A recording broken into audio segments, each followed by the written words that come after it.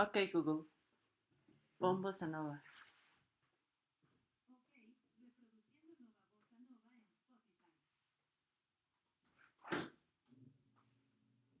Ok, Google, pon el volumen a un 45%.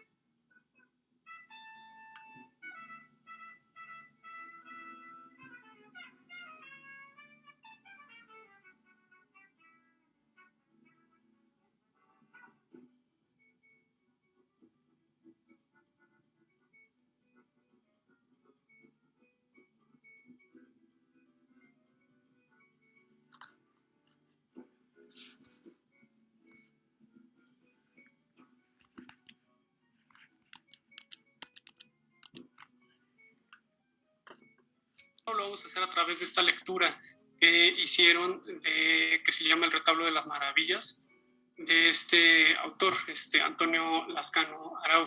Ok, Google. La idea de Detén la reproducción. de un poco lo que vamos a trabajar hoy es, ¿no? El lunes empezamos a plantear preguntas históricas, ¿no? Sus intereses empezaron a plantear preguntas de corte histórico, empezaron a hacer preguntas también generales y adaptarlas a algo más de corte histórico. La idea ahorita con la lectura de hoy, también la próxima semana, la que vamos a hacer para la próxima semana, es que ustedes vayan identificando también más o menos qué preguntas históricas hay en los textos que ustedes se van a ir abordando. El objetivo de esto es que ustedes, pues, por supuesto, aprendan a leer de una manera enfocada, no de una manera especializada, buscando cuestiones de historia más específicamente, y que se vayan acostumbrando o se vayan entrenando en ese sentido ya desde ahorita para abordar textos de corte histórico con preguntas más específicas que ustedes puedan ver, dilucidar más o menos de los autores y autoras que lean, más o menos cuáles son también sus preguntas, ¿no? ¿Qué preguntas están haciendo? ¿Qué preguntas están resolviendo? ¿No? Etcétera.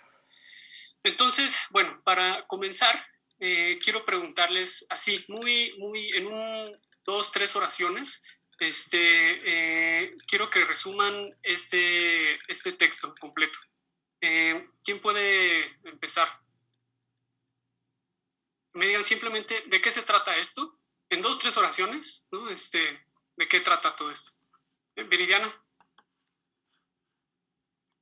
El texto habla sobre cómo llegaron los fósiles, bueno, o sea, la importancia de los fósiles en México, yo creo, a través de Alfonso Herrera, que era del Museo de Chopo. Yo siento que eso es como la importancia que tuvo la biología en esa época. Muy bien, gracias Viridiana. Daniel, ¿quieres dar una versión tú también? Yo lo podría definir como la importancia y el cómo llegó a ser el Museo Nacional de Historia, pues cómo llegó el contenido que se encuentra en el Museo Nacional de Historia y su locación. Muy bien, gracias José Daniel. ¿Alguien más quiere dar alguna otra versión? Alejandro, adelante. Te habla cómo el Museo del Chopo se hizo de su contenido y una breve historia de cada pieza importante que tuvo el Museo del Chopo durante el tiempo que estuvo el señor Herrera a su cargo. Muy bien, gracias Alejandro. Jesús, adelante. Hola, espero escucharme bien. Sí. Pues el texto mismo trata de la evolución, de cómo se obtuvieron los artículos, o bueno, algunas de las exposiciones que hoy están presentes en el Museo de Historia Natural, pero desde antes de que fuera la Historia Natural en el Chopo, y como dicen, con una pequeña introducción de cómo es que algunos llegaron, o más bien cómo es que tenían un origen, de dónde venían. De eso trata el texto. Gracias. Muy bien, gracias Jesús. ¿Alguien más quiere dar alguna otra versión? Su versión de resumen de qué trata ese texto.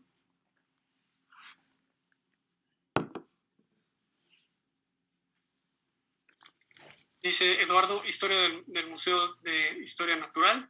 Ok. Susana, adelante.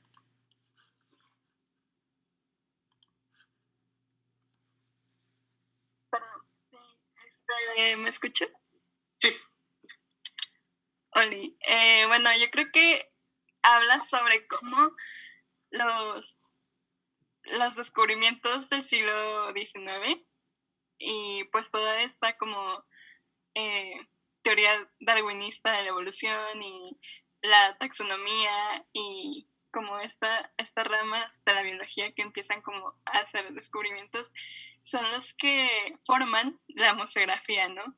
Y cómo a partir de eso esta persona, Alfonso Herrera, pues quiere traer eso a México y pues crea así como colecciones, se van creando colecciones de artículos, no necesariamente pues que son fósiles, pero cómo se va creando poco a poco los museos en México. Y pues sí, toma el ejemplo del Museo de Chopo, que era el Museo de Historia Natural, y pues cómo se fue haciendo poco a poco de objetos que después se trasladaron al Museo de Historia Nacional y Cultura Ambiental en Chapultepec. No sé si fue demasiado largo, pero sí. Está bien, gracias Susana, muy bien. Dice Elías, los inicios de la historia natural mediante el Museo del Chopo. ¿Ok?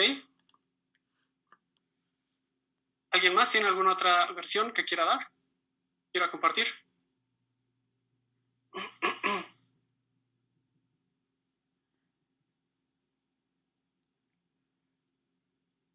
Bueno, muy bien.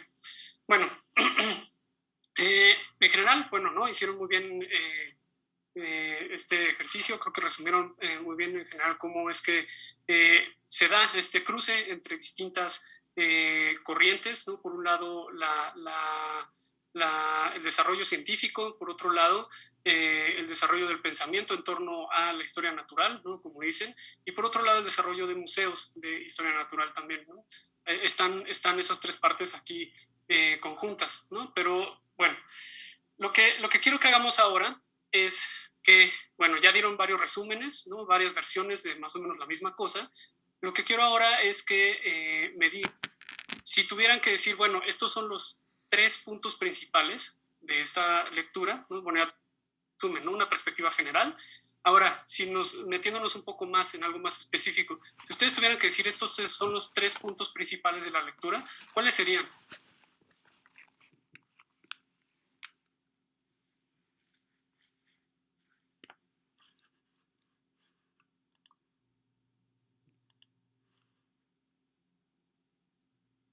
José Daniel, ¿levantaste la mano? ¿Sí? Adelante.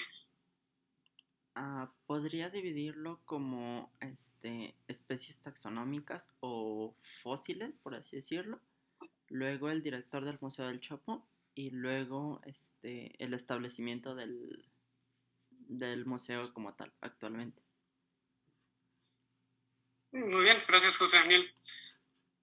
Ahí tenemos 3 como elementos o personajes, ¿no? En cierto sentido, por manejarlos de una manera, de este artículo. Me interesaría más en términos de argumentación, ¿no? Un poco de cuál es el punto, ¿no? De esto, cuáles son los puntos que hace, cuáles son los argumentos, por llamarlos de una manera, que hace. ¿Cuáles serían? ¿No? Aquí identificaste muy bien estos 3 componentes principales, ¿no? Alrededor de ellos hay ciertos puntos de vista, digamos, perspectivas, cierta argumentación. ¿Cuáles serían esos 3 puntos principales? Pues tal vez dentro de la taxonomía sería el tema más grande y podría ser desde el cómo era visualizado a nivel internacional, ahora sí que los fósiles y pues sí, el cómo se desarrollaba a través de, ahí podría meter también lo de museografía y cómo se fue implementando el mismo desarrollo de museos y cómo lo fueron generando a partir de, pues ahora sí que las personas ricas. Muy bien. Gracias, José Daniel. Jesús, ¿levantaste la mano o la habías dejado levantada? La dejé levantada, disculpe. No te preocupes. Adelante, Marco Antonio. Sí, bueno, las 3, la primera, como mi compañero puso, era la importancia taxonómica, pero más que nada para por así decirlo, como para un objetivo de por qué o para qué se peleaban o por qué buscaban tener ya sea un fósil o un esqueleto casi completo de algún animal o de algún dinosaurio. El segundo sería la importancia de por qué traerlos acá a México. ¿Cuál sería el objetivo? ¿Por qué sería el empeño de traer uno de esos, aunque sea una copia, aquí a la Reserva Mexicana? Y la última sería la importancia o cuál es la importancia histórica del propio Museo de Historia Natural de aquí en nuestro país. Muy bien, gracias Marco Antonio. Eduardo tiene una propuesta en el chat que dice: 1. Evolución del actual Museo de Historia Natural. 2. Contexto histórico acerca de las ciencias. 3. Contribución de Alfonso L. Herrera. Muy bien, gracias, Eduardo. ¿Alguien más tiene alguna otra versión de los 3 puntos principales? Aquí sus compañeros ya han ofrecido varias versiones, digamos, de cuáles son los 3 puntos principales. Tienen que ver todas con lo mismo, ¿no? Más o menos, pero son formas de ponerlo distinto. Entonces, una otra.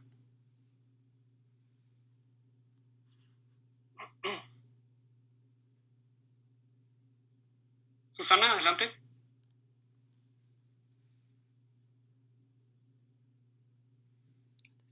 Tienes apagado el micrófono. Sí. Yo creo que podríamos como argumentar que los puntos más importantes, pues el primero es cómo nace o qué incentivó las exhibiciones museográficas entre personas ricas que inició en Estados Unidos. Bueno, él pone una introducción de Estados Unidos y en Europa. Y después cómo los descubrimientos científicos de la época pues eran importantes y había gente que quería, pues sí, como Alfonso Herrera, que quería traer esos descubrimientos a México y propone pues el Museo de Historia Nacional y de cómo los modelos de animales, pues que en esa época estaban como apenas naciendo, todo lo de los dibujos naturales y eso hace que las personas empiecen a crear réplicas o así como ir aumentando técnicas o ir proponiendo técnicas para crear réplicas exactas, lo más exactas posibles de los animales, para que las personas puedan ver los detalles. Bueno, creo que ya me estoy extendiendo. Y pues lo último sería, pues sí, como igual creo que Alfonso Herrera quería traer eso a México, quería traer eso como para las clases populares, yo creo, y como una forma de generar conocimiento a través de la museografía. Gracias. Muy bien, Susana, gracias. Carol, adelante, y ahorita voy en el chat. Bueno, para mí los puntos principales, el primero sería como la paleontología y cómo afectó esto en México, sobre todo en el Museo de Historia Natural de Chapultepec. El segundo punto que trata sería como las otras, las otras ciencias que se podrían exhibir en el museo, ya que habla de arqueología, habla de piezas que se han reunido, y un contexto sobre los museos, sobre cómo los museos fueron evolucionando. Muy bien, gracias, Carol. Bueno, voy con los del chat, que dice Jesús Luna, dice, 1, creación del Gabinete de Historia Natural, antecedente del museo, bla, bla, bla. 2, obtención de exhibiciones. 3, unificación de todo lo anterior mediante la creación del Museo de Historia Natural, junto al Zoológico y el Jardín Botánico, como zona de cultura y conocimientos. Muy bien. Luego, Fernando propone aquí el origen del Museo Natural, el origen de algunas de sus piezas y las formas en que se iban reproduciendo modelos de animales. Muy bien. ¿Alguien más tiene alguna otra versión?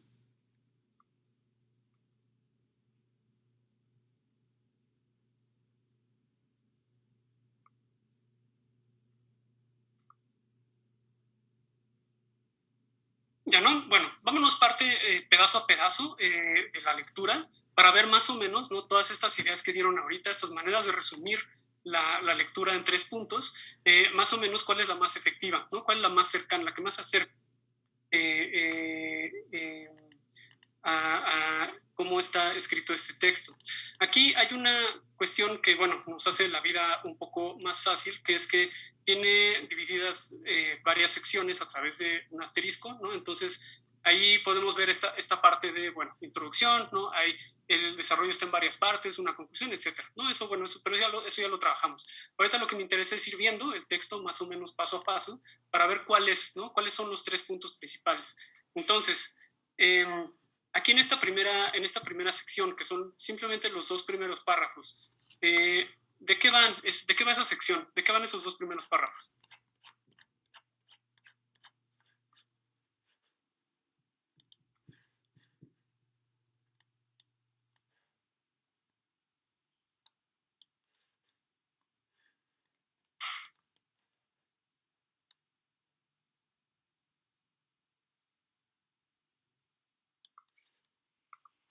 Viridiana, perdón, adelante. Al principio habla sobre cómo se empiezan como los preparativos para cuando entra un nuevo rey, o sea, de España, y ahí dice que México empezaron un poco después, y después pone sobre el gabinete del museo. Yo siento que eso es lo más importante de esos 2. Muy bien, gracias, Viridiana. Sí, aquí hay un planteamiento, ¿no?, de qué se va a tratar esto, ¿no? Muy sencillamente de este Museo de Historia Natural y cuáles son sus raíces, ¿no? Digamos, cuál es la raíz como de su colección, del pensamiento que lo informa, qué es lo que va a tratar de enseñar ese museo, etcétera, ¿no? Así, muy sencillamente, en estos 2 primeros párrafos está esto sugerido así, ¿no? Muy bien. Susana, adelante.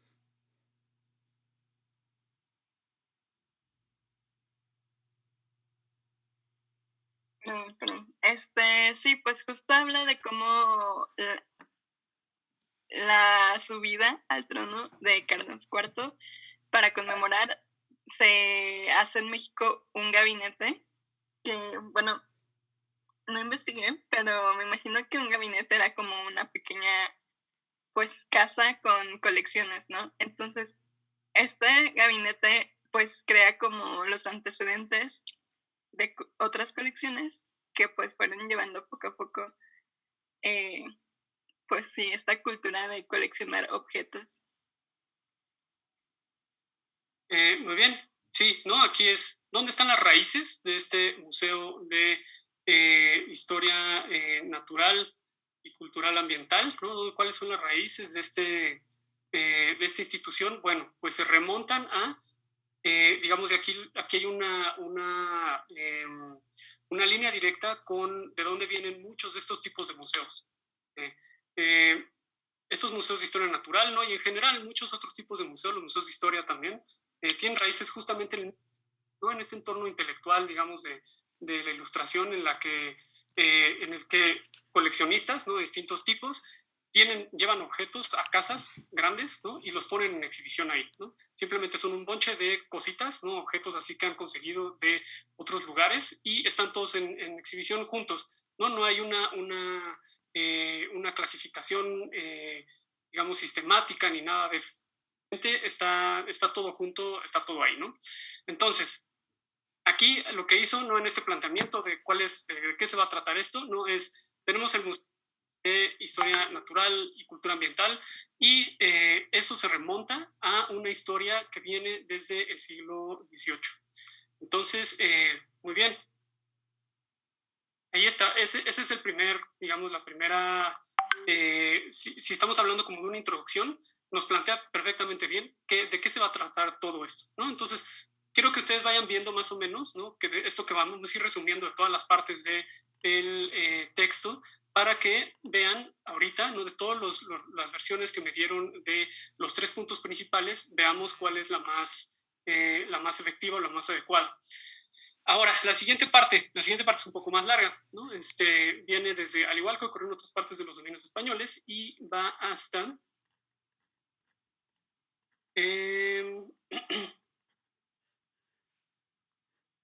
hasta a menudo nos burlamos de los impuestos de Antonio de López de Santa Anna, ¿no? ¿De qué trata esta segunda sección del texto? ¿De qué va? Eduardo, adelante. Bueno, la segunda sección del texto habla sobre esta popularización, ¿no? De la paleontología y el término dinosaurio, ¿no? Cómo se fue creando y haciendo un nombre dentro de las ciencias.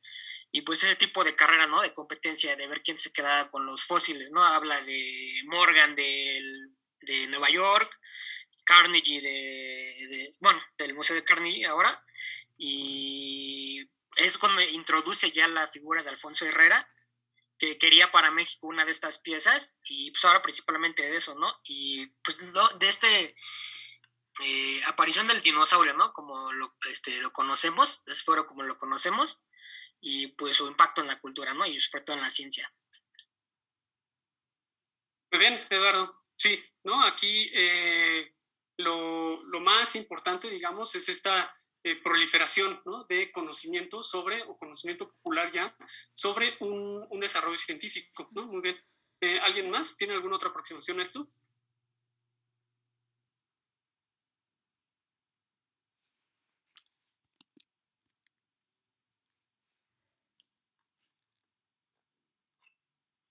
Viridiana, adelante. Yo solo agregaría que también habla sobre Darwin. También en ese donde más habla como de la biología que hay detrás de eso.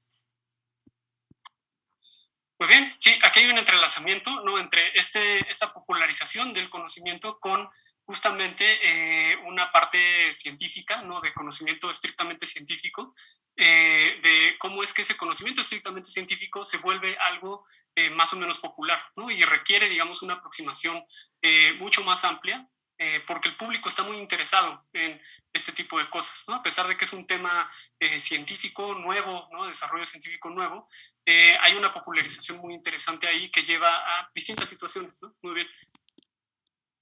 ¿Alguien más tiene alguna otra aproximación a esto? José Daniel. También se habla ya de la propia implementación del Museo del Chopo y básicamente el cómo estos museos, bibliotecas y centros eran ya un, una imagen de que la sociedad estaba progresando y que se estaba volviendo como que más erudita.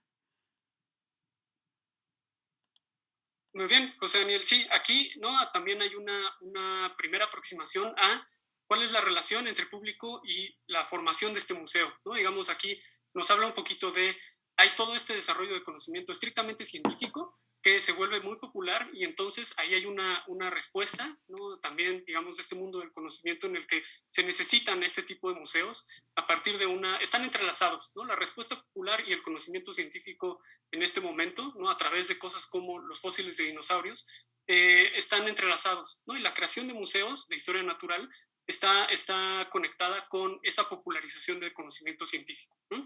Entonces, estas dos historias van de la mano, ¿no? De cómo es que estos museos empiezan a crecer, empiezan a volverse más populares y empiezan a volverse necesarios y verse como una herramienta en la repopularización de ese conocimiento en otra forma, ¿no?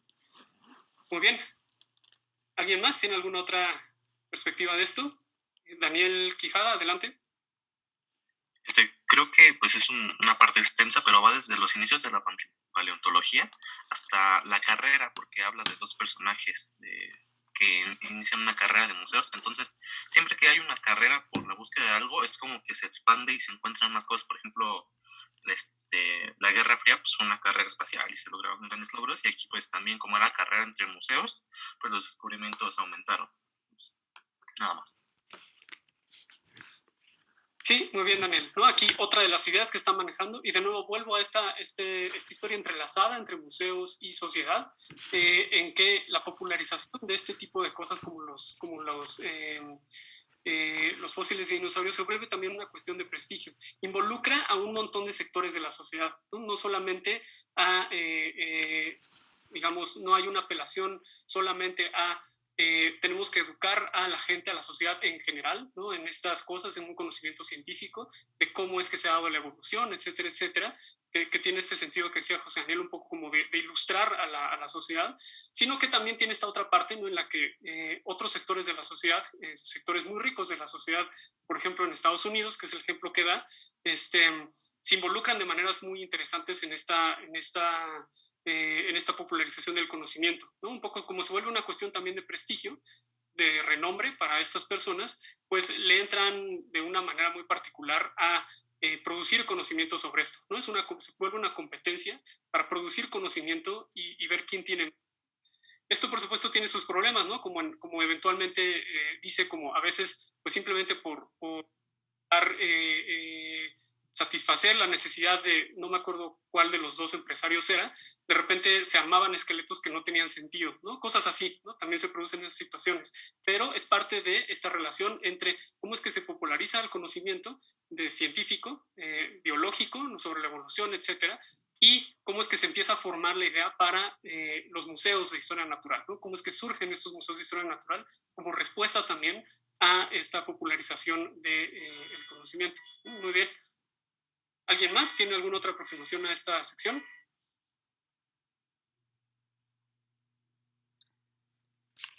Dice Jesús Guerrero, yo creo que esta segunda parte trata de la historia del fósil de Apatosaurus, de su descubrimiento como inicio de la paleontología hasta el señor Herrera y el trato que hizo con la viuda de Carnegie, dueño original de la exhibición. Sí, ¿no? Seguimos hablando más o menos de lo mismo, ¿no? Es un conocimiento, se populariza, se extiende a través de la sociedad y hay una necesidad, un impulso de crear museos donde ese conocimiento se revierta, digamos, hacia la sociedad de una manera especializada, ¿no? Ilustrada, para que las personas tengan acceso a ese conocimiento de una manera como en un sentido progresista, ¿no? Es decir, el hecho de que la sociedad tenga todos estos conocimientos y vaya siguiendo adquiriendo estos conocimientos, quiere decir que la sociedad va a avanzar, ¿no? Va a progresar. Entonces ahí también tenemos esta narrativa, ¿no? Y lo que dice es también el trato que el señor Herrera hizo con la viuda de Carnegie. Aquí hay otra capa más de todo esto que está hablando, que también lo plantea un poco en la primera, en el primer apartado, ¿no? Que es las interconexiones a nivel nacional de todos estos procesos, a nivel internacional, perdón, de todos estos procesos, ¿no? No es solamente una cuestión localizada así de, bueno, ¿no? Darwin estaba en su rollo por acá, ¿no? Carlos IV estaba en su rollo por acá, el señor Herrera estaba en su rollo por acá. No, es todo esto a nivel internacional, todo esto se conecta, ¿no? De formas muy particulares, ¿no? Como estos empresarios tienen acceso directo, ¿no? A muchas de estas excavaciones, etcétera. Bueno, pues con quien hay que hacer el trato, ¿no? Con quien tuvo que hacer el trato este señor a la hora de conseguir materiales para el museo, pues fue con uno de estos empresarios, ¿no? Entonces, aquí es otra capa más, ¿no? Que nos mete este autor, ¿no? Que es cómo es que todo esto, hay un montón de conexiones a nivel internacional, ¿no? No están aisladas todas estas eventos, digamos, no están aislados, ¿no? Sino que están todos entrelazados. Muy bien. ¿Alguna otra aproximación?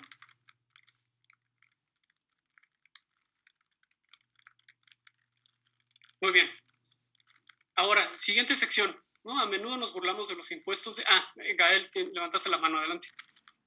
Sí, gracias. Bueno, en esta parte sigue tratando un poco sobre la evolución de estos museos.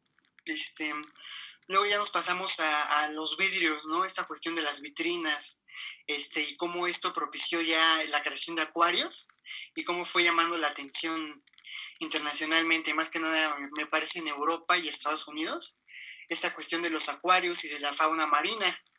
Después ya también habla sobre este problema que tienen sobre la disección de las especies marinas, que de otras, pues no es posible, ¿no? Entonces aquí también entra ya después el trabajo de Blachka, me parece, que se llama, y cómo produce modelos de vidrio de estas especies.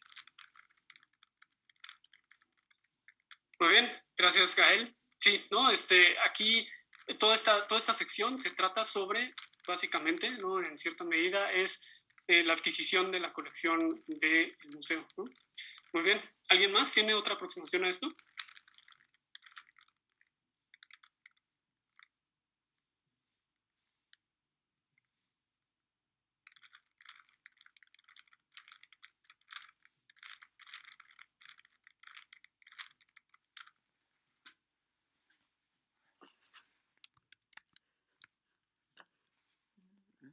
¿De ninguna? Muy bien. Bueno, vamos viendo hasta ahorita, antes ya de irnos con la última, creo que sí es la última sección.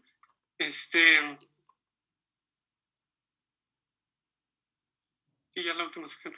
Antes de irnos con eso, quiero que vayan pensando en, ahorita como vamos viendo, digamos, de cada sección, de qué se trata, ¿no? Cada tema.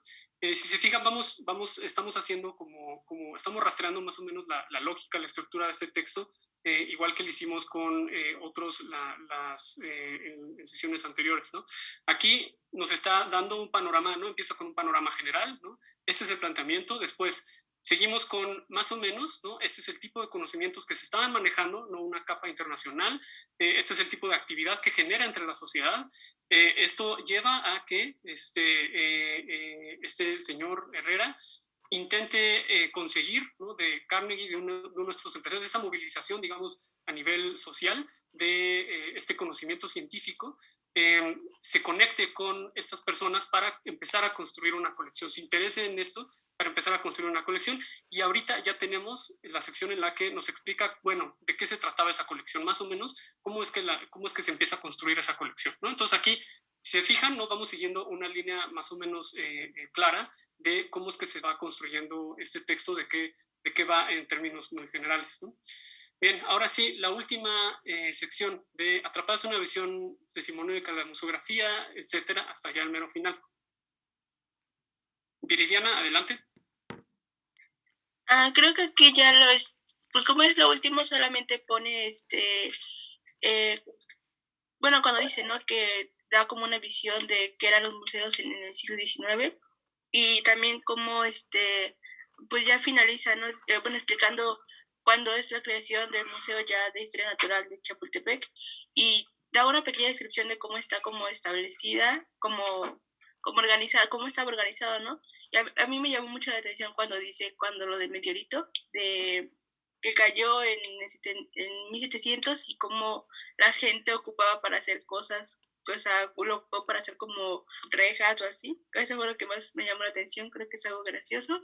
Y pues al final finalizando con la importancia como de los museos, bueno, para mí, de los museos, y que al final sí se hizo como lo que quería el señor Herrera, de que se juntara en Chapultepec sobre el zoológico y la botánica y pues el Museo de Historia Natural. Muy bien, gracias, Viridiana. Gael, adelante. Sí, gracias. Sí, pues ya se va notando la conclusión, ¿no? Ya claramente, como lo decía Viridiana, ya cómo se iba, cómo se está construyendo el museo. Yo personalmente creo que lo visité, me parece, por la descripción que leí, entonces más o menos me lo fui imaginando, ¿no? De cómo era realmente. Sí me acuerdo de la mandíbula de ese megalodón, recuerdo verla, y ya en los últimos párrafos, déjenme ver donde dice, es difícil evitar la mezcla confusa de compasión y eso, bueno, compara como al orangután con el humano, ahí ya es súper marcada ya como la idea final de la conclusión. Eso sería lo que agrego.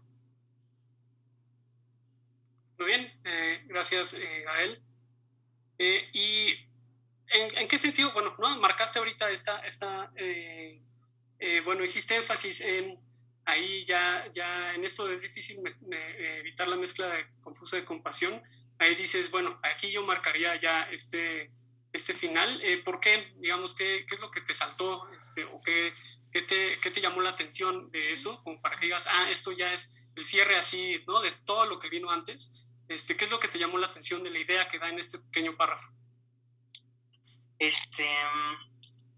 Pues bueno, como que resalta un poquito, me parece, la idea de Darwin, si no me equivoco, de cómo comparaba a su hijo con un orangután, con un gorila, creo, de un museo.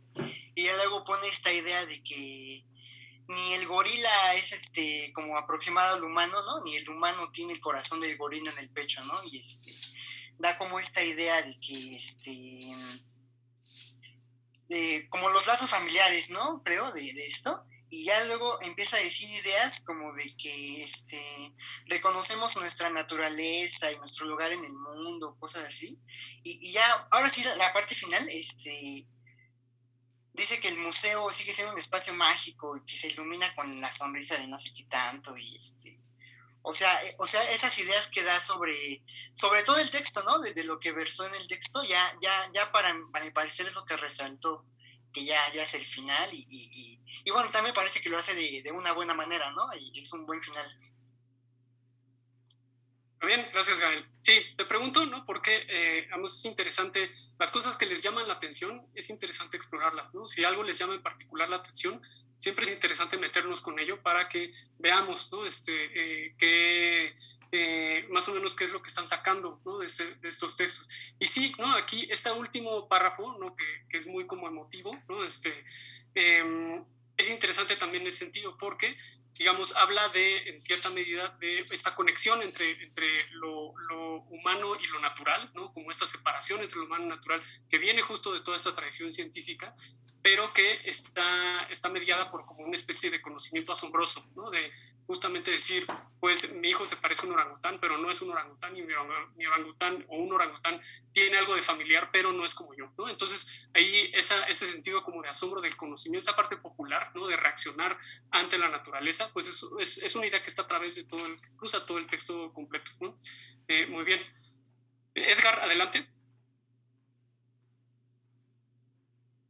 Sí, yo creo que es primero como unas formas en las que los descubrimientos causan una fascinación, ¿no? Dentro de las personas que, bueno, pueden costear todo esto. Y pero no es en un primer momento un interés como de investigación, sino más bien como de tener en sus colecciones y bueno, darlas a conocer, pero un simple prestigio, vaya.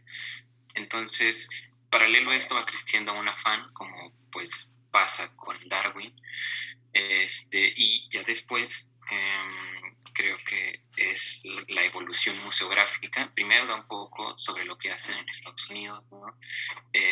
Pone el ejemplo de dos museos, me parece, y de cuál es su práctica museográfica en ese momento, y de cómo el señor Herrera, como alguien decimonónico, o sea, como alguien de su tiempo, conocedor de estas prácticas de su tiempo, lo va integrando a la sociedad mexicana, ¿no? Como pues o sea, se mueve muy rápidamente para conseguir este ejemplar que estaba en Estados Unidos, lo consigue de yeso. Entonces, cómo él va trabajando para integrar todo esto ya en un ámbito más cultural, y cómo estas prácticas se van integrando, ¿no?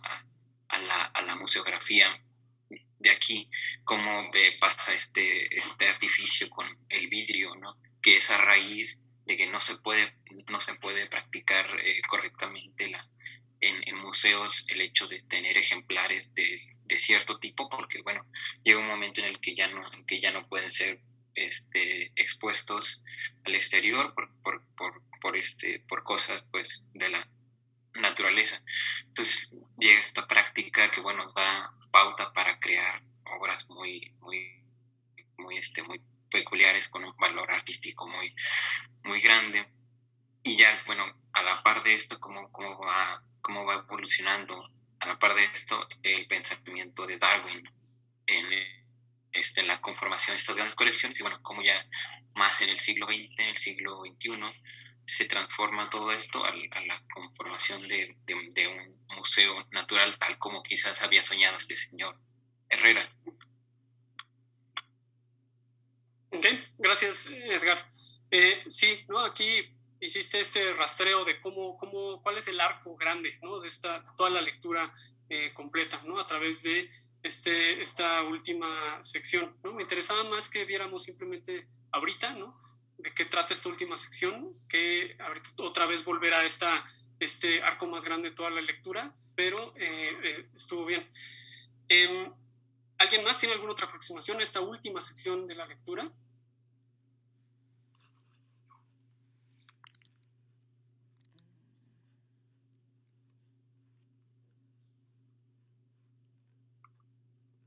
¿No? Muy bien. Entonces, ya vimos, ¿no? Cómo va todo este texto, ¿no? A través de cómo es que está estructurado, pues ya fuimos viendo paso a paso, ¿no? De qué trata cada sección y más o menos cuál es la narrativa aquí, ¿no? Al final, en la última sección, ¿no? En este cierre del texto, ¿no? En el que habla de, bueno, cuál ha sido, ¿no? el desarrollo de este museo, ¿no? Más o menos qué consiste, ¿no? El nosotros ir a este museo, qué consiste, qué tipo de cosas vamos a ver ahí. Es una manera de cerrar en la que nos dice, bueno, ¿no? Esta colección heterogénea de cosas, ¿no? Se conecta, por supuesto, con este primer acercamiento al conocimiento científico a través de lo que decían en un principio, ¿no? Que es esta idea de los gabinetes, ¿no? Ahí hay una conexión con esta introducción, aunque la introducción no está explorado, que es un gabinete, etcétera. Hay una conexión con este origen, ¿no? De cómo es que esto cómo se expande, cómo es que se populariza y cómo es que la sociedad reacciona frente a ello, ¿no? Y entonces aquí es de volver un poco a esa idea de decir, pues las colecciones de este museo son muy heterogéneas, ¿no? Hay de todo, está todo mezclado con todo y es un acercamiento que cumple, digamos, como los sueños de este señor de Herrera, que era contar una cierta historia natural, ¿no? Una cierta historia del mundo, ¿no? Una cierta historia del universo, con una forma específica, ¿no? Enmarcada por la evolución, por la idea de la evolución, ¿no? Bueno, la teoría de la evolución. Entonces, habiendo ya rastreado como este arco grande, ¿no? O sea, habiendo hecho ya este ejercicio de ver, bueno, más o menos cada parte, ¿no? Creo yo que de los resúmenes que habían ofrecido, bueno, de los 3 puntos principales que habían ofrecido, más o menos los que creo que más se acercan son estos que propusieron Eduardo y Jesús en el chat, ¿no? Que es la evolución del actual Museo de Historia Natural, contexto histórico de las ciencias, contribución de Alfonso Herrera, y lo que dijo Jesús de creación del Gabinete de Historia Natural, obtención de exhibiciones y unificación de todo lo anterior mediante la creación del Museo de Historia Natural en Chapultepec, etcétera, ¿no? Como zona de conocimientos, etcétera. Más o menos, ¿no? Digamos, si tuviéramos que decir estos son los 3 puntos principales, pues ya viendo más o menos cuál es la narrativa que está haciendo este artículo, este texto, más o menos va por ahí, ¿no? Va por esta creación de esta historia como del Museo de Historia Natural, y cuál es el contexto y el trasfondo de la obtención de sus colecciones, ¿no? Cuáles son las consecuencias un poco de esta popularización del conocimiento, cómo se relaciona eso con el Museo de Historia Natural y cómo se relaciona eso con las ideas que tenía este señor Herrera, sobre cómo es que un museo de historia natural se debería ver, cómo es que debería funcionar y para qué iba a funcionar, ¿no? Y ese más o menos, ¿no? Ese es el arco que vamos rastreando desde el principio hasta el final, ¿no? Muy bien. Ahora, ya habiendo hecho este ejercicio, quiero preguntarles más o menos qué líneas ven ustedes en este texto, en este artículo, en términos de historia. ¿Historia de qué? ¿No? Más o menos se van cruzando aquí. Hay varias historias de un montón de cosas. ¿Historias de qué se cruzan en este texto? ¿Qué líneas ven ustedes por ahí de historia que se crucen o que estén presentes en el texto? Carol, adelante. Sí, bueno, yo logro identificar la historia de la paleontología y, por ejemplo, la historia de los museos, porque también vemos cómo se fueron formando los museos. Muy bien, ahí tenemos 2, ¿no? Historia de paleontología, historia de museos. ¿Qué otras se les ocurren por ahí? Dice Fernando en el chat, historia de la cultura. ¿En qué lo viste? ¿En qué viste esto de historia de la cultura? ¿Estás en lo correcto? Solamente quiero que profundices en esto.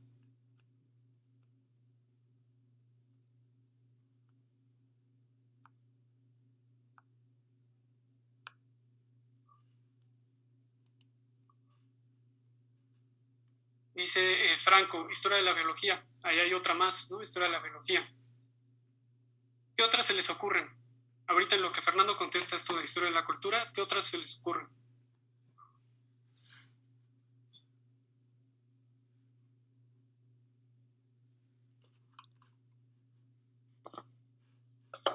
Buenos días. Adelante, Fernando. Sí. Lo de historia de la cultura, yo lo vi relacionado con lo que mencionaba, creo, Carol, de historia de los museos, de cómo se originaron desde el gabinete ahí por el siglo XVI, creo que es, y de ahí cómo se empezaron a hacer estas exhibiciones, primero en casas y después en el Museo de Historia Natural en el Chopo, que terminaría pasándose al de Chapultepec. Muy bien.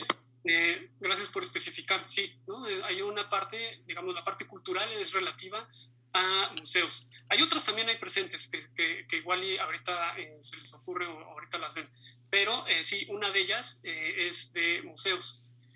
Dice por ahí Luis Sánchez, dice la misma historia de la Ciudad de México. Como pregunta, sí, hay algo de eso también, ¿no? Muy, muy leve, digamos, con estas menciones de dónde se planeó el museo, ¿no? Cómo es que este señor tenía una cierta idea de Chapultepec que sí se cumplió en cierta medida hacia el final, ¿no? Hay algo de eso también, ¿no? Es muy leve, pero sí hay algo de eso también. Podemos ver un poquitito de esa parte de historia de la Ciudad de México. Si nosotros nos metemos a este texto, ¿no? Para buscar cosas de historia de la Ciudad de México, pues realmente no le vamos a sacar gran cosa, pero sí está ahí, es una de las líneas, muy, muy tenue, pero también está ahí. Dice Edgar, historia natural. tal vez, ¿no? Tal vez, digo, siendo un poco más precisos, más que de historia natural, como una historia de la historia natural, ¿no? Sería como la historia de la biología, más bien, que es lo que decían hace rato, alguien también en el chat, quedaría, hoy lo llamaríamos historia de la biología, ¿no? Por supuesto, en ese entonces, la disciplina de la biología estaba en ciernes, ¿no? Y todavía hasta hasta entrado todavía a principios del siglo XIX, todavía se llamaba historia natural, ya empezaba a correr el término biología a principios del siglo XIX, pero en muchos lugares se llamaba todavía historia natural, ¿no? De tal forma que los museos de historia natural pues tienen ese nombre, ¿no? Muy bien. Dice Franco Pérez, historia del mismo museo de historia natural, sí, ¿no? Esa es otra, ¿no? Ahí hay una historia de este museo en particular, ¿no? Como decíamos, ¿no? Como decía un poco Fernando, aclaraba un poco, hay una parte de historia de museos, ¿no? Así un poco en general, ya siendo más específicos, una historia de este museo ya, ¿no? En concreto. Muy bien. ¿Se les ocurre alguna otra línea de historia que vean por ahí? Gael, adelante.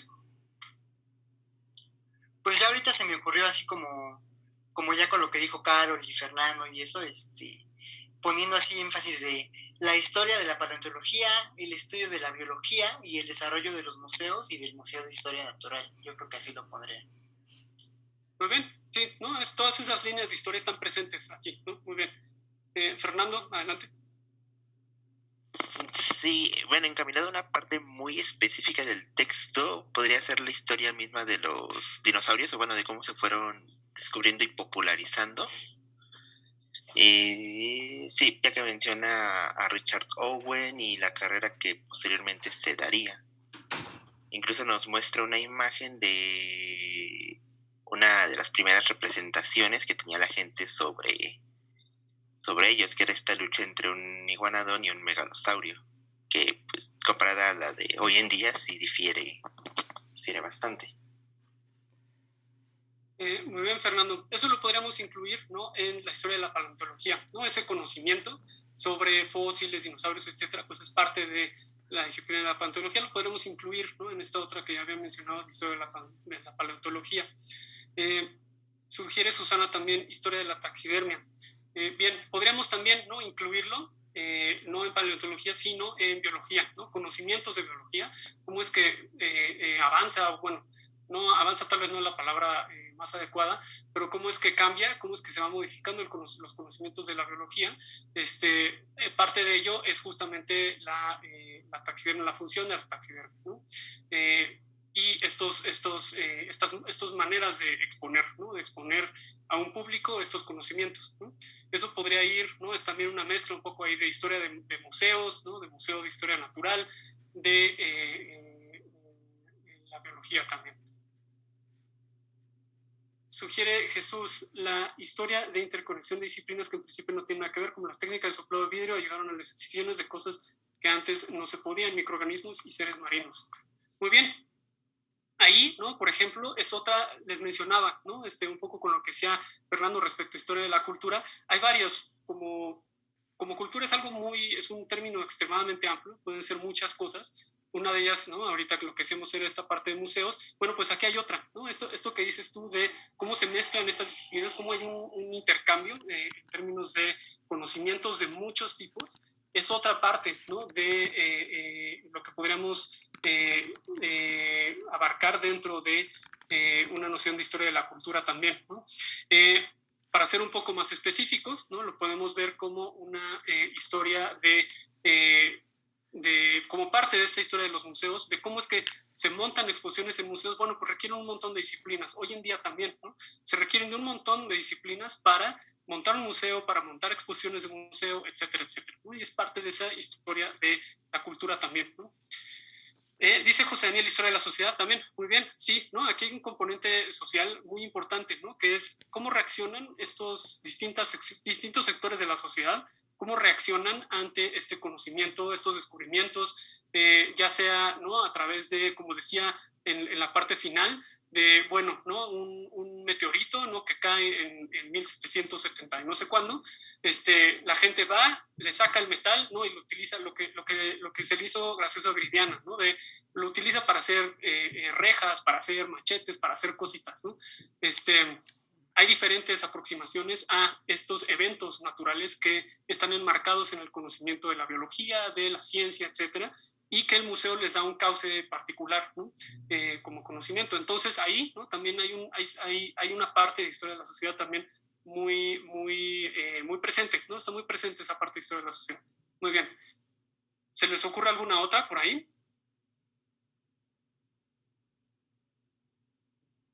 Buenos días.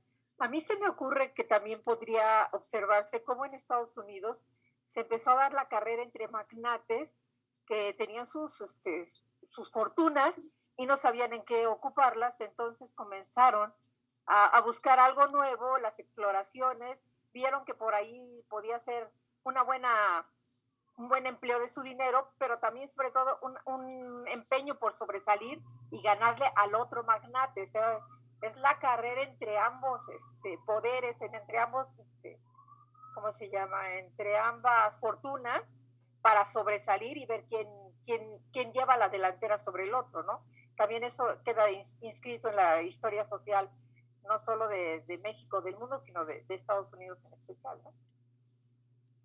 Sí, muy bien, Alma, gracias, ¿no? Sí, efectivamente, ¿no? Parte de esta historia social, ¿no? Está cómo reaccionan distintos niveles, ¿no? En la sociedad y, bueno, ¿no? Como les decía, está esta parte como de reacción popular ante estas cosas, ¿no? En algún momento menciona también cómo es que grupos, ¿no? de niños, ¿no? y sus maestros y maestras pues reaccionaban de cierta forma ante lo que había en el museo, y por supuesto está otro sector de la sociedad, ¿no? Un sector muy rico de la sociedad en el que también reaccionan de una forma muy interesante ante estas cosas y lo convierten en una carrera, como dices, ¿no? Una competencia de prestigio, ¿no? El obtener este tipo de conocimientos, el obtener este tipo de objetos que están destinados a llegar a un museo de historia natural o a construir las colecciones de museos de historia natural, están asociados con un prestigio muy particular, ¿no? Un prestigio que, pues, por ejemplo, hoy ya no tienen, ¿no? Hoy pues, ese sector de la sociedad no está en carreras para ver quién descubre más dinosaurios, etcétera. Eso se pierde, ¿no? Entonces ahí también hay una cuestión interesante, ¿no? De la historia social, ¿no? De cómo reaccionan distintos sectores de la sociedad ante estos conocimientos y el desarrollo de este conocimiento. Muy bien. ¿Alguien más tiene alguna otra que se les ocurra por ahí?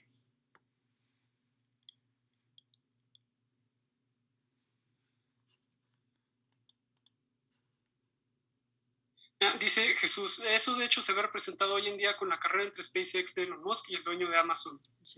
Sí, creo que es interesante, ¿no? Bueno, no me quiero meter mucho en ese tema, ¿no? Nada más es ahí, ¿no? La cuestión del prestigio está asociada más a un viaje espacial que realmente desarrollar conocimiento sobre el espacio, ¿no?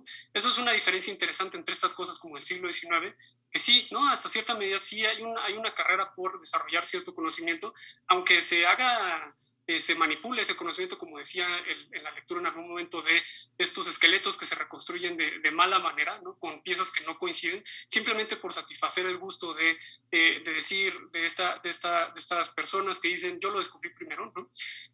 Pero sí hay una cosa involucrada ahí de conocimiento muy particular que es diferente tal vez del tipo de carreras que se dan después entre millonarios, entre gente extremadamente rica en otros momentos ya más cercanos a nosotros, ¿no? Pero sí, tienes razón.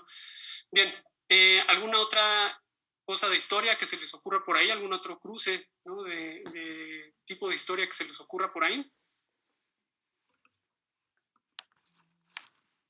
Muy bien. Les pregunto esto, ¿no? Quiero que pensemos en estas cosas, justo porque, como les decía la semana pasada, generalmente los textos de historia van a jalar de un montón de tipos, ¿no? De historia. En un texto de historia no vamos a ver, aunque la persona sea historiadora de la política, ¿no? Vamos a ver otros elementos, vamos a ver siempre elementos de otros tipos de historia introducidos en ello, ¿no? La historia en ese sentido es una práctica que podríamos llamarla multidisciplinaria de cajón, ¿no? En un sentido amplio, ¿no? Que es, utilizamos siempre varios tipos de historia y además utilizamos también varios varios tipos de información o varios tipos de datos que vienen de otras disciplinas también, ¿no? Y aquí esto es más o menos claro, ¿no? En un texto como este hay muchas cosas de donde jalar, ¿no? Más bien hay muchos tipos de historia de donde jala esta persona para construir este panorama que se trata efectivamente no se trata sobre todas estas cosas de manera igual, ¿no? En el mismo grado, sino que se trata sobre este Museo de Historia Natural, ¿no? Por eso también les decía cuáles son los 3 objetivos, ¿no? Se trata sobre estas cosas en particular, sobre el Museo de Historia Natural, etcétera, pero de donde jala es de muchos tipos de historia, ¿no? Y aquí hay varios tipos de historia representados, pero no todos están en el mismo grado, ¿no? Así como alguien mencionaba por ahí esta parte de... bueno, se me fue la onda, pero había un tipo de historia ahí que estaba muy tenue, ¿no? Que no necesariamente podemos decir, esto es parte crucial, ¿no? De este texto. Entonces, así funcionan muchos de los textos de historia, o la gran mayoría de los textos de historia, así es como funcionan, ¿no? A la hora de escribir historia, jalamos de un montón de tipos de historia, a pesar de nosotros poder tener una especialidad, ¿no? Ahora, como estamos trabajando esta semana estas cuestiones de las preguntas de corte histórico, ¿qué preguntas de corte histórico creen ustedes que responde este texto? Viendo más o menos ya todo lo que dice el texto, ¿no? Viendo cada parte, qué resuelve, ¿no? De qué se trata, viendo este resumen, viendo los 3 puntos principales, ¿qué dirían ustedes que son las preguntas de corte histórico que hay? ¿Cuáles verían ustedes aquí?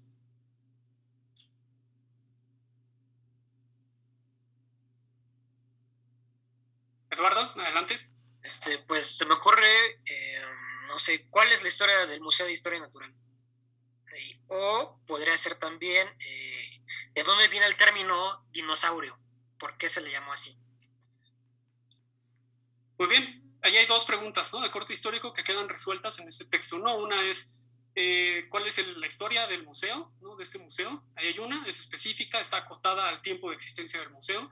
La otra, como dices, ¿no? Es cuál es la raíz, ¿no? Del término dinosaurio. Está resuelta aquí, no obstante, no es una de las preguntas principales, ¿no? Es una pregunta que sí se resuelve aquí, pero no es una de las preguntas principales. La otra, sí, es una de las preguntas que yo diría, pues es una de las preguntas clave, ¿no? En un texto como este. Hay una subpregunta mucho más pequeña, ¿no?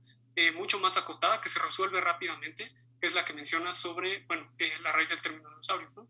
Muy bien. Susana, adelante.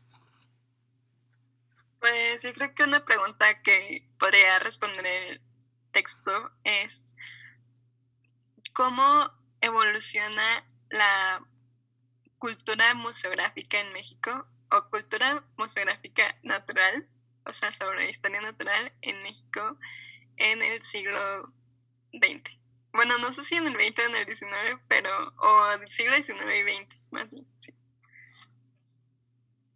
Muy bien, Susana. Sí, ¿no? Ahí pues son los 2, ¿no? El siglo XIX-XX es una larga trayectoria aquí, ¿no? Que cubre ambos siglos. Y sí, ¿no? Es rastrear también, digamos, el cómo podemos poner esta pregunta es cómo es que se armaron, ¿no? ¿Cuál es más que el origen, ¿no? Cómo es que,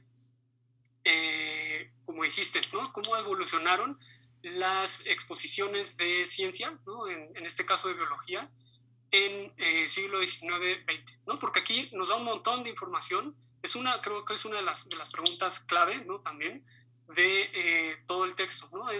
Por un lado es cuál es la historia de este museo, por otro lado es cómo llegamos a la colección que tiene el museo, ¿no? Entonces, en la historia del museo, en una cosa como grande, ¿no? Así de bueno, cómo se funda, etcétera, luego que hay adentro, ¿no? Entonces tenemos como una afuera y una adentro aquí, ¿no? Es una pregunta de cómo es que llegamos a este museo, y la otra es, bueno, ¿qué hay adentro de ese museo? ¿Cómo llegamos a eso? Pues eso también tiene una historia que nos remonta hasta esto de los gabinetes del siglo XVIII, ¿no? Muy bien. Dice Franco Pérez, ¿cómo inicia la paleontología? Bien, ahí hay otra pregunta más, ¿no? Igual que la del término dinosaurio, incluso la del término dinosaurio tal vez la podremos incluir en esto. es parte de, no sería una de las preguntas principales, ¿no? Pero sí es una de las preguntas que están ahí resueltas también, ¿no? Más o menos, ¿cuál es el inicio de la paleontología? ¿Cómo es que esto se conecta con otros tipos de conocimientos ya más de orden biológico y que tienen que ver con la idea de la historia natural, ¿no? Entonces, no es cómo inicia la paleontología per se, ¿no? Porque tal vez si nosotros nos preguntamos, bueno, ¿en dónde está el origen de la paleontología? Pues tal vez en un texto especializado sobre eso, pues nos vamos a ir más atrás aún, probablemente, ¿no? Entonces, sí es una de las preguntas que hay aquí, pero tal vez no es una de las preguntas principales, pero sí es una pregunta histórica, por supuesto, que está aquí presente, ¿no? Muy bien. ¿Qué otras se les ocurren? Gael, adelante. Se me acaba de ocurrir, podría ser, ¿quiénes fueron los principales impulsores de la paleontología o de la historia natural? O de la biología, ¿no? También podría ser. Sí, ¿no? Puede ser una de las preguntas, pueden ser quiénes son como estos personajes principales de la historia natural. En un sentido general, tal vez no tanto, ¿no? Porque realmente tenemos pocos personajes en ese sentido aquí, pero si preguntamos, bueno, ¿no? De la historia natural en museos, en términos de museos en México, pues ahí sí, ¿no? ¿Cuál es el origen de estas ideas de historia natural y cómo es que eso se expone al público, cómo es que eso se convierte en un conocimiento popularizado o popular? Ahí sí, ¿no? Esa es otra de las preguntas también, ¿no? ¿Cómo es que estos conocimientos, ¿no? ¿Cómo es que este conocimiento científico que se enmarca en la idea de la historia natural, cómo es que se transmite al público, ¿no? Esa sería como una versión de lo que tú estás preguntando, como la versión que se ajusta a cómo fluye todo este texto, ¿no? Muy bien. Sí, me parece perfecto. Bien. ¿Qué más? ¿Alguien más? ¿Tiene alguna otra que se les ocurra de preguntas de orden histórico? Aquí pone Edgar, ¿cómo se ha beneficiado y al desarrollo intelectual de la sociedad y la cultura por medio de la búsqueda de paleontológica y su exposición museográfica? Sí, más o menos, ¿no? Lo que ahorita hablábamos, lo que decía Gael, lo que hablábamos con Gael, tiene que ver con esta pregunta, ¿no? ¿Cómo es que se transmiten, ¿no? Estos conocimientos, como dices, a través de una práctica, ¿no? De la paleontología, de la biología, prácticas científicas y su exposición? ¿Cómo es que eso se expone? Muy bien.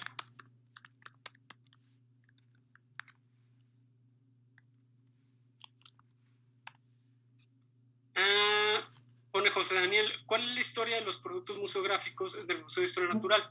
¿Cuál fue la tendencia de la divulgación de la ciencia a las ciudades en el siglo XIX y XX? Muy bien, sí, ¿no? Aquí justo lo que hablábamos también con Susana, ¿no? El decir, bueno, ¿no? Tenemos la historia del museo, de historia natural, y luego, bueno, ¿qué hay adentro del museo? Cómo también eso tiene una historia. Lo podemos ver de esta forma también, ¿no? ¿Cuál es la historia de estos productos museográficos del Museo de Historia Natural, ¿no? Y acompañan, que también tiene que ver con lo que dice Edgar y con lo que decía Gael, ¿no? Acompaña cómo es que eso se divulga, cómo es que eso se transmite al público, ¿no? Entonces, sí, ¿cuál fue la tendencia de la divulgación de la ciencia en las ciudades en el siglo XIX y XX? Creo que también es una buena manera de enmarcar qué es lo que está resolviendo, ¿no? este texto. Muy bien. ¿Se les ocurre alguna otra como de corte histórico, alguna otra pregunta que crean que está aquí presente?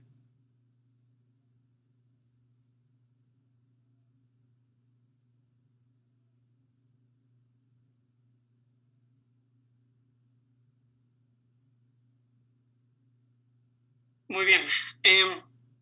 Les hago estas preguntas para que justamente, ¿no? Como les decía, ustedes también vayan aprendiendo a identificar qué es lo que se está resolviendo en un texto. No solamente a nivel estructural, sino más allá del nivel estructural, ¿no? De qué es lo que nos dice un texto tal cual. Bueno, ¿no? Pues sus preguntas son similares a las mías. Este texto me va a servir también en ese sentido, sí, no, etcétera, ¿no? Esto también es para que ustedes empiecen a aprender cómo trabajar con un texto de corte histórico.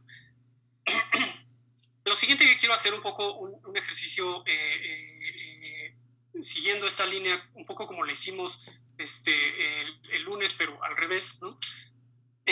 Si tuvieran que decir cuál es tal vez como la pregunta general, ¿no? Un poco como ustedes se plantearon preguntas generales y de ahí las bajaron a preguntas mucho más específicas. Ahorita tenemos varias preguntas específicas sobre este texto. Si tuvieran que sacarlas a una pregunta general, ¿cómo plantearían esa pregunta general?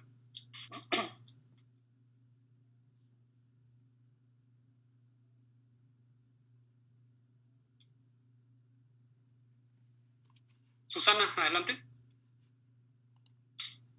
Pues yo creo que una pregunta así, muy, muy general, mucho, sería como, ¿cómo surgen los museos en México?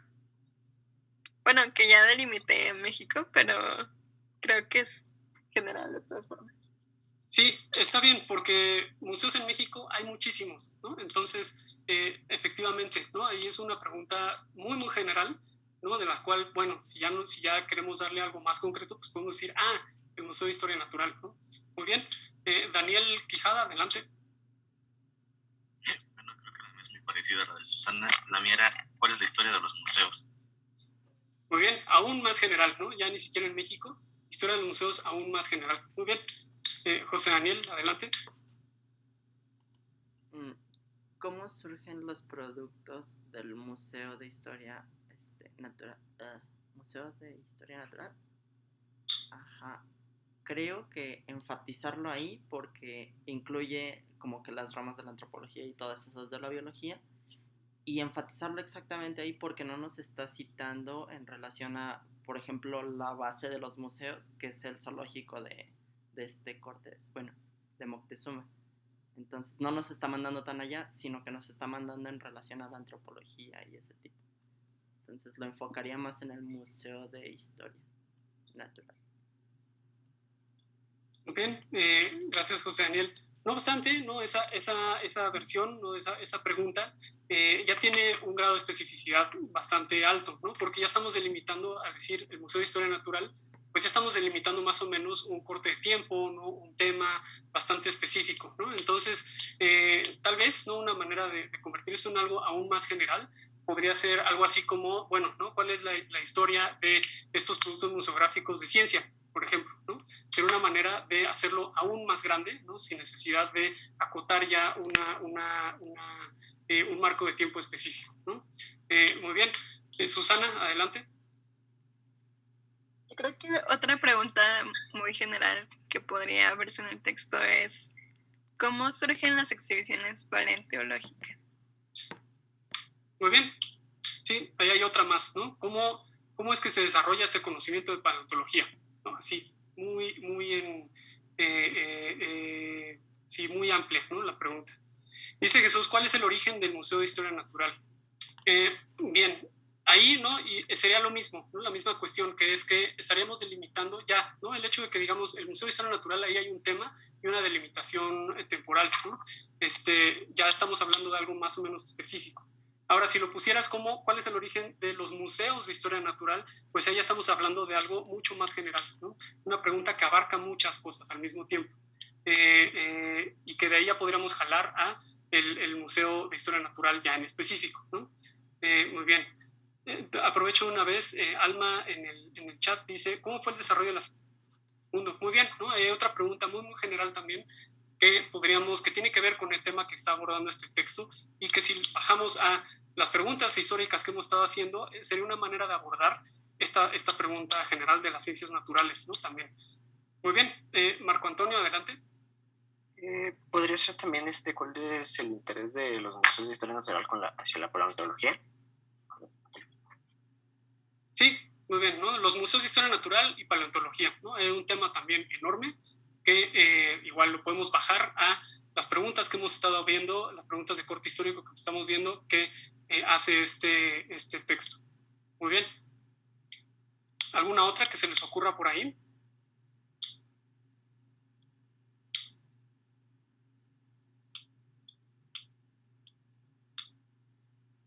Muy bien. Creo que es importante que hagamos este tipo de ejercicios y que ustedes también lo practiquen por sí mismos cuando tengan tiempo, ¿no? Cuando lean textos de historia, practiquen un poco este tipo de cosas de, bueno, ¿cuáles son las preguntas de corte histórico? ¿Cuál sería la pregunta general? Es importante que las practiquemos para que ustedes también empiecen a desarrollar, digamos, ya el hábito de hacer ese tipo de preguntas y de poder clasificar, ¿no? De poder distinguir entre preguntas muy, muy generales, porque esto, por ejemplo, ¿no? A la hora de escribir una tesis, etcétera, a la hora de hacer una investigación, cuando nosotros queremos delimitar un tema, si hacemos una pregunta muy general, nuestro tema va a ser gigantesco y no nos vamos a dar abasto a la hora de hacer investigación, ¿no? Entonces, una de las primerísimas cosas que hacemos a la hora de investigar, a la hora de hacer una investigación de corte histórico, es delimitar muy, muy bien un tema, ¿no? Entonces, una manera de hacerlo, la primera aproximación para hacerlo es tener preguntas muy generales, ¿no? De un tema y bajarlas a cosas muy, muy específicas. Entonces, este ejercicio, ¿no? de hacerlo tanto específicas como sea una general, un poco se los planteo para que practiquen también eso, ¿no? Y que ustedes distingan muy bien cuándo es un tema gigantesco y cuándo es un tema que tiene una delimitación, que tiene una especificidad suficiente para nosotros llevar a cabo una investigación, para meternos en esa cuestión, ¿no? Entonces, es importante, o bueno, creo yo que es importante que tengan en mente esta distinción entre las preguntas generales y preguntas específicas y específicas de corte histórico, además, ¿no? Muy bien. ¿Tienen alguna pregunta, alguna cuestión de todo esto?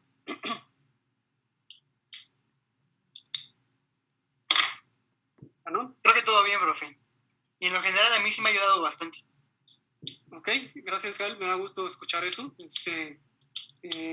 Muy bien. Bueno, pues si ya no hay ninguna otra cuestión, ¿no? También otra de las cosas que quería mencionarles es, bueno, ¿no? Otra de las funciones de hacer este tipo de ejercicios, ¿no? Bueno, ver cuáles son las preguntas de corte histórico, cuáles son las preguntas generales, etcétera, cuál serían una manera de hacer preguntas generales de ese texto, es aprender también a identificar ideas históricas de los textos, ¿no? Este texto particularmente se me hizo interesante porque no es igual que el primero que leímos, el primerísimo que leímos, no es un texto de un historiador. Este señor, Lascano, es un biólogo, ¿no? No obstante, este texto claramente, o bueno, para mí muy claramente, se inserta como un texto histórico, ¿no? Es un texto de corte histórico, así, ¿no? Con todas las de la ley. Realmente no es un texto de biología, no es un texto científico, sino que es un texto de corte histórico sobre cuestiones científicas, sobre cuestiones de museo, etcétera, etcétera, todo lo que ya vimos, ¿no?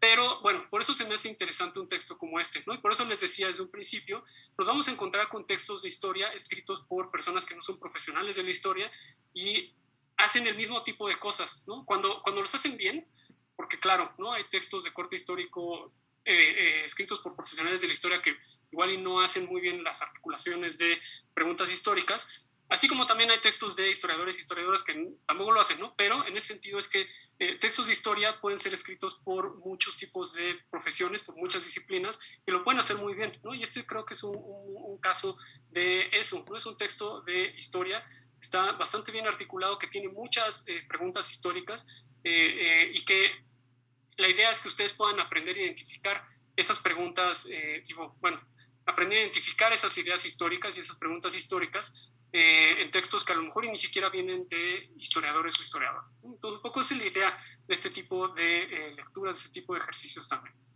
Entonces, bueno, pues si ya no hay ninguna otra pregunta, ninguna otra cuestión, eso sería todo por hoy. Les pongo la lectura de la siguiente semana en el Classroom. Viridiana, tienes una pregunta, adelante. Sí, profe, el trabajo que tenemos que hacer con nuestro equipo es para como el primer parcial, ¿no? Sí. ¿Cuándo es la fecha que hay que entregarlo? La fecha habíamos quedado que era dentro de un mes. Habíamos quedado, creo que el 27, ¿no? El 29 de septiembre, ¿no?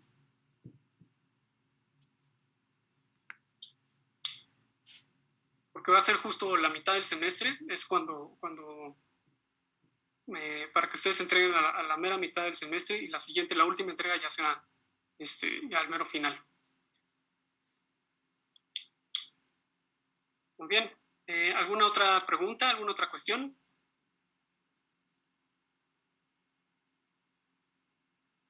Susana, adelante. Y yo, algo rápido.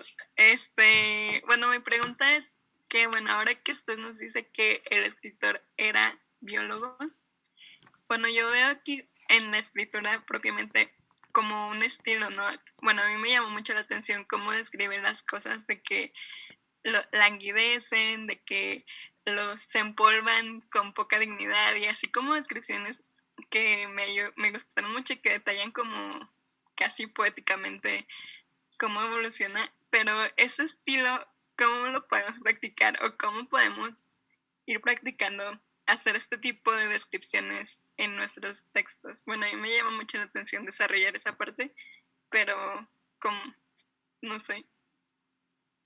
Sí, pues mira, ahí es cuestión como de práctica, ¿no? Y del estilo, ¿no? De cada quien. Ahí, ¿no? El estilo de este señor, pues tiene esa como cualidad, de repente tiene estos giros poéticos, ¿no? Que pues hacen muy, pues hacen muy entretenida la lectura también, ¿no? En ese sentido, pues es cuestión de que lean, ¿no? Así, o sea, el cómo practicar este tipo de cosas, cómo meterlas ustedes en un texto, pues es cuestión de que lean mucho, ¿no? Y de que ustedes desarrollen un poco esa pluma, ¿no? Y su estilo. Cada uno de ustedes va a tener un estilo distinto, o tiene ya más bien un estilo distinto, ¿no? Y eso, algunos van a ser más poéticos que otros, ¿no? Digamos, en estilos hay muchísima variedad, ¿no? Hay muchísimas formas de escribir.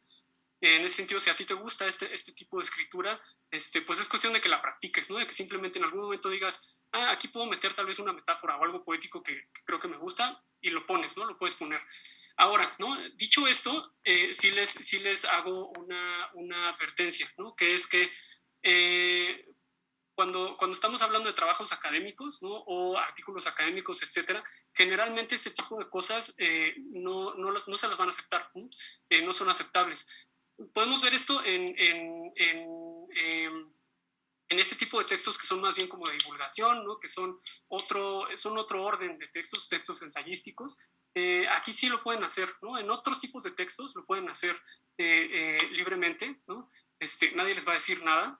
Incluso son bienvenidos, ¿no? Pero en textos ya, cuando ustedes digan voy a hacer un trabajo académico tal cual, este tipo de cosas casi siempre se las van a terminar quitando, ¿no? O no se las van a aceptar, ¿no? Entonces, bueno, ¿no? Ahí para que ustedes lo tengan en mente también, ¿no? Si tienen un estilo así, ¿no? Como más poético, yo creo que pues, deberían de practicarlo, desarrollarlo, está muy bien, solamente que tengan en mente que hay ciertos tipos de textos en los que lo van a poder hacer libremente y otros tipos de textos donde no. Entonces, estén conscientes de eso, ¿no? Hay momentos en los que ustedes van a poder echarse metáforas bien padres, ¿no? En un texto, y hay momentos en los que simplemente eso no se puede hacer, ¿no? Entonces, considérenlo, ténganlo en mente, nada más, ¿no? Muy bien, dice Susana F, sí, así es el mundo de la academia, ¿no? Ni modo. ¿Tienen alguna otra pregunta de todo esto? Bien, pues entonces nos vemos el lunes, que tengan buen resto de la semana y nos vemos el lunes. Gracias, profe. Hasta luego. Muchas gracias, Gracias, profe. profe. Gracias, profe. Gracias, hasta luego. Gracias, profe. Hasta luego.